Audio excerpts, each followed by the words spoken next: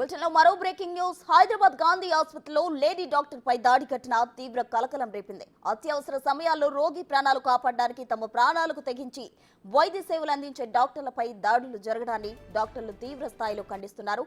క్యాజువాలిటీలో రోగి మధ్య మత్తులో జూనియర్ డాక్టర్ పై దాడి చేశాడు.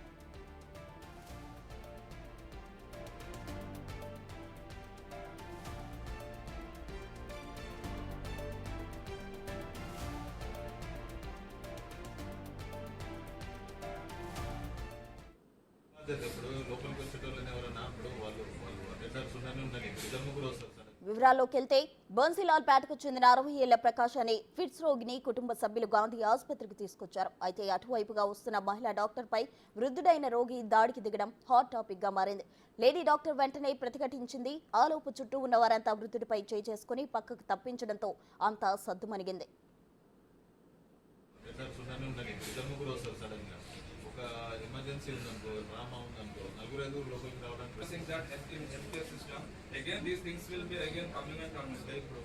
దాడి ఘటనపై లేడీ డాక్టర్ పోలీసులకు ఫిర్యాదు చేసింది. వెంటనే రంగంలోకి దిగిన చిలకలగూడ పోలీసులు వృద్ధుడిని అదుపులోకి తీసుకుని విచారిస్తున్నారు. దాడి జరిగిన సమయంలో వృద్ధుడు మద్యం మత్తులో ఉన్నట్లు గుర్తించారు.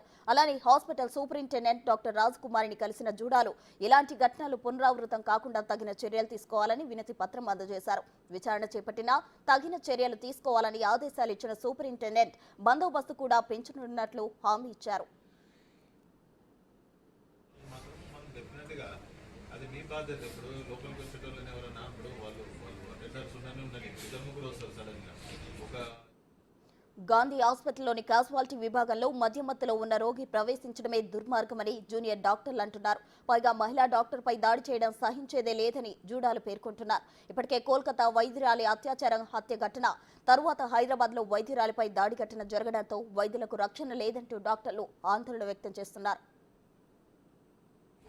ఎమర్జెన్సీ ఉందనుకో, డ్రామా ఉందనుకో, నలుగురు ఐదుగురు లోపలికి రావడానికి ఇప్పుడు ఒక్కటి ఏంటంటే ఎవరు తాగి వస్తుందనేది మనం గమనించాము. కాకపోతే ఎప్పుడైతే మన హాస్పిటల్ ప్రిన్సెస్లకు వచ్చిన వాళ్ళు మాత్రం మనం డెఫినెట్ గా